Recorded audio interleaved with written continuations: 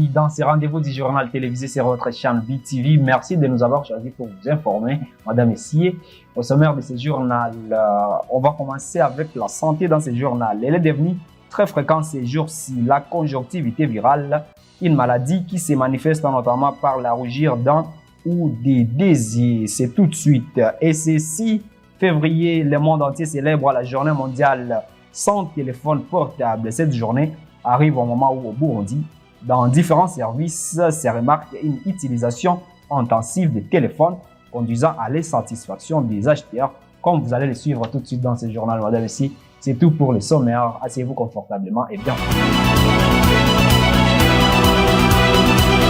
Et la maladie de la conjoncture, c'est une maladie très contagieuse qui se répand d'ailleurs ces derniers temps. Mais si les patients consultent les médecins, tout juste en voyant les symptômes, cette maladie est curable. À travers ce reportage de Alain Loris Santombosi. La maladie de la conjonctivite virale ou bactérienne existe au Burundi. C'est une des maladies les plus contagieuses et il y a actuellement des rumeurs circulant qui font état d'une pandémie de cette maladie au Burundi, même si elles ne sont pas encore confirmées officiellement. Juvenal Havyarimana, médecin spécialiste en ophtalmologie, a fait savoir les symptômes de cette maladie. Il y a des signes d'alerte que chaque patient peut se renseigner, peut savoir pour tenter de suspecter cette maladie. Entre autres, il y a la rougeur oculaire, il y a la sensation de sable au niveau des yeux, il y a la photophobie, c'est-à-dire si le patient regarde la lumière, c'est comme si cette lumière gêne le patient. Il y a également le gonflement au niveau des paupières. Il a aussi donné des mesures d'urgence à prendre en cas de manifestation de ces symptômes. Après avoir remarqué ceci, rien n'est étonnant pour le patient. Et ce qu'il faut faire, ce n'est que respecter les mesures d'hygiène. Après avoir respecté les mesures d'hygiène, et essayer de ne pas contaminer les voisins ou de continuer à toucher tout autre objet avoisinant. Ce qui est nécessaire à faire, il faut consulter un centre ophtalmologique proche afin que les investigations puissent continuer afin de bien élucider le problème. La distinction entre la conjonctivite virale et la conjonctivite bactérienne se fait à l'aide des écoulements au niveau de l'œil. Lorsqu'il s'agit de la conjonctivite virale, on observe un écoulement clair, tandis que dans le cas contraire, il s'observe une décharge de pie au niveau de l'œil. Et le téléphone portable est le moyen de communication le plus simple et le plus répandu depuis le début des années 90. Mais son utilisation intensive peut avoir des répercussions donc sur la santé et aussi au service, entre autres, les retards à servir les clients et aussi la non-concentration au service pendant les heures de travail. Patrick Atanimana pour ce reportage. Les infirmiers étaient occupés par les téléphones à regarder les vidéos. Vraiment, ça m'a énervé et j'ai décidé d'aller me faire soigner ailleurs. L'utilisation ainsi que la manipulation des téléphones portables dans le lieu et les heures de travail est l'une des causes majeures qui peuvent perturber le bon fonctionnement de la tâche consignée, car les clients ou tout le monde qui s'y rendent le considèrent comme mépris ou ignorance. Les habitants de Bujumbura désapprécient ce comportement. Il arrive des cas, tu peux aller chercher un service au bureau et tu trouves le chargé d'accueil en train de faire le chat avec son téléphone. On la tape plusieurs heures et on peut décider même de retourner sans trouver ce qu'on voudrait. Le rôle du téléphone est de communiquer avec les autres, mais car c'est vraiment important. Ce n'est pas n'importe où et quel moment qu'on utilise ce dernier. Il signale ce qu'il faut faire pour éradiquer cette habitude. Si le client vient te demander quelque chose, il fallait l'accueillir et ne pas te concentrer sur ton mobile. Le téléphone ne s'utilise pas à n'importe cas. Si tu es un travailleur, il fallait limiter ton tas d'usage de ton mobile et ne pas mélanger les choses. Quand tu touches le téléphone à tout moment, tu fais que ce que tu réalises ne prospère pas. Que pendant le moment de travail, le téléphone doit avoir peu de temps.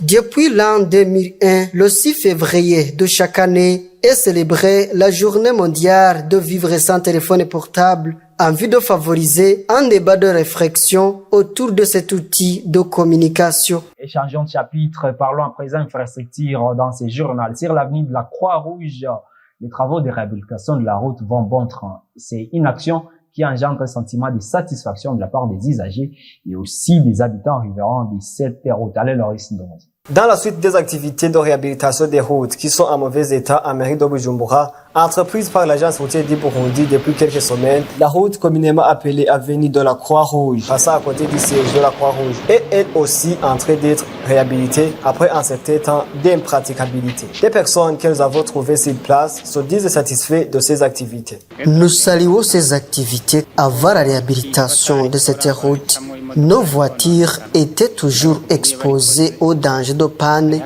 mais actuellement, ce n'est pas le cas. Donc, nous sommes satisfaits. Il y a un avantage, comme vous le voyez, il n'y a plus des eaux qui stagnent au milieu de la route, on les trouve à côté. Les voitures n'ont pas actuellement de difficultés de circulation. Nous remercions l'État qui a pris l'initiative de réhabiliter cette route, car ça va réduire les risques d'abîmer nos voitures. Maintenant, nous allons travailler en toute tranquillité. Plein d'espoir, ces personnes espèrent que ces activités ne s'arrêteront pas de là où ils en sont actuellement, car beaucoup d'autres activités sont nécessaires sur cette route. Les caniveaux aussi nécessitent d'être réhabilités. L'eau de pluie risque de démolir cette route de nouveau. Si le budget de l'État le permet, il serait important de paver ou même goudronner cette route pour bien la protéger. Nous demandons que toutes les routes de la mairie de Bujumbura soient réhabilitées, car il y a beaucoup d'entre elles qui menacent les voitures. Je pense que l'argent que nous cotisons à l'agence routière du Burundi contribuera à l'aménagement des routes. Les routes bien aménagées sont parmi les facteurs qui vont permettre à aboutir à la vision Burundi émergent 2040 et Burundi développé 2060. De ce fait, l'État, à travers l'agence routière du Burundi, devrait multiplier les efforts dans l'aménagement des routes pour faire de cette vision une réalité.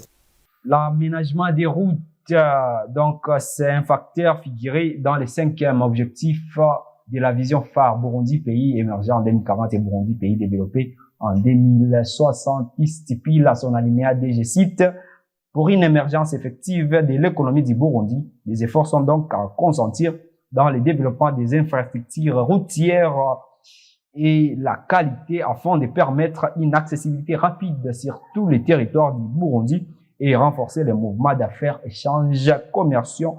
Fait des citations. Et toujours dans les secteurs d'infrastructure, la non-implantation des toilettes publiques dans les coins et recoins de la mairie de Bujumbura inquiète les personnes qui exercent leurs activités de toujours ici en mairie de Bujumbura. À travers ce reportage de Roselyne Mounébel. Le manque de toilettes publiques en mairie de Bujumbura est une réalité. Vu le nombre de la population en provenance des différents coins du pays qui se rencontrent dans les territoires divers de la mairie, l'absence des lieux d'aisance est une problématique pour la vie des personnes qui passent toute leur journée à la quête de la vie. Comme l'affirment les chauffeurs, les commerçants et autres utilisant l'espace urbain de Bujumbura comme source quotidienne de survie, c'est très difficile d'avoir accès aux lieux d'aisance du fait que ces derniers sont à un nombre minimal, voire absents, dans la plupart des centres urbains de la mairie. Et si on se présente devant ces endroits, on remarque un long fil d'attente, sans oublier la question d'hygiène qui se remarque. De l'autre face, les propriétaires des toilettes demandent une somme de plus de 300 francs burundais pour l'accord d'accès à tout un chacun qui se retrouve dans le besoin. À part de ces personnes exerçant les différentes activités génératrices de revenus, qui font face à cette difficulté, il y a aussi des visiteurs qui viennent de l'intérieur du pays qui souffrent de cette absence car nulle part ils peuvent trouver ces lieux d'aisance. Tout cela fait que certaines personnes utilisent les lieux à côté de la route, une habitude qui contribue à la question de manque d'hygiène à mairie de Bujumbura. Ainsi, la carence des toilettes publiques suffisantes et appropriées en mairie de Bujumbura, une question inquiétante et qui pousse à tout un chacun de se demander si la construction et la multiplication de ces dernières ne constitueraient une solution durable à la question du manque d'hygiène. Si le Burundi se dote d'une vision d'être un pays émergent en 2040, pays développé en 2060, les instances habilitées devraient prendre en main cette question pour le bien-être et de la santé de la population urbaine en particulier, vu le rôle de ce dernier dans l'accélération du développement économique. Que tous ceux qui sont prêts pour la CAN lèvent la main. Direction la Côte d'Ivoire. Je suis prêt. Que ceux qui veulent vibrer lèvent la main. Une ambiance extraordinaire. Et que tous ceux qui veulent vivre les plus grandes émotions de la CAN, Je suis prêt. lèvent la main. Avec cette défilé. Oh, le but exceptionnel. Tous prêts à vivre une grande CAN avec Canal+. On y sera. Je suis prêt. On y sera. Tout pour la CAN. Toute la CAN Total Énergie 2023, bientôt avec Canal+. Un monument, cette Coupe d'Afrique des Nations. La CAN, c'est avec Canal+. Messieurs, nous y sommes. Allez, c'est parti. 100% des matchs en direct et en HD. Premier but camerounais. 2 émissions quotidiennes depuis Abidjan. Du sourire, mais une équipe extrêmement concentrée. Jour de CAN analyse les enjeux des matchs. Avec bien sûr toute l'expertise de nos consultants. Soir de CAN débriefe la journée de compétition. C'est un classico-africain. Je préfère classico. C'est validé ou pas? Avec des correspondants dans les grandes capitales africaines. Mais on va faire un nouveau détour du côté de Dakar. Une nouvelle histoire s'écrit sous vos yeux. Un scénario incroyable. Vibrez au rythme de la CAN Total Énergie Côte d'Ivoire 2023. Du 13 janvier au 11 février sur Canal+ CAN. Tout pour la CAN. 19h passées de 56 minutes ici à Bujumbura, 10h de moins à Californie et 2h de moins à Londres. Nous sommes suivis sur Canal+, chaîne 396. L'actualité internationale avec Benoît Sindeboy. Aux États-Unis, la Californie frappée par une violente tempête et enregistre 3 morts et encore 300 000 foyers sans électricité. Des vents violents et des pluies diluviennes balayent l'État de l'Ouest américain depuis dimanche 4 février, causant l'inondation et glissement de terrain. L'état d'urgence a été déclaré dans plusieurs comtés et continue d'apporter des pluies torrentielles sur la Californie. Les autorités multiplient les messages de prudence car la pluie doit se poursuivre jusqu'à mardi, voire mercredi. Elle est tombée sur des sols déjà saturés par une première tempête et la pluie de la semaine dernière, ce qui augmente les risques d'inondation car la terre n'absorbe plus rien. Le nord de l'État à San Francisco enregistre des vitesses de vent de plus de 160 km par heure. Au Royaume-Uni, quelques jours après sa sortie de l'hôpital pour une opération de la prostate, le palais de Buckingham a annoncé que le roi Charles III, couronné en mai dernier, est atteint d'un cancer. La maladie va le tenir à l'écart de la vie publique pendant une durée inconnue. Le roi Charles III, 75 ans, est atteint d'un cancer découvert pendant son opération de la prostate il y a une dizaine de jours et a commencé un traitement sans prévoir de cesser l'intégralité de ses activités, a annoncé ce lundi le palais de Buckingham. 9 mois après avoir été couronné, le souverain de 75 ans ne prévoit cependant pas de cesser ses activités totalement de chef d'État du Royaume-Uni, mais aussi de 14 autres pays. Il continue à s'occuper des affaires de l'État et des tâches administratives comme à l'accoutumée. Le Royaume-Uni qui s'achève ce journal, madame et merci de l'avoir suivi avec intérêt. D'ici là, portez-vous bien, prenez soin de vous et de vos proches, car demain est une nouvelle vie. Je vous rappelle que ce journal, c'est à retrouver tout de suite sur notre chaîne YouTube, @BTV Burundi. Bye bye.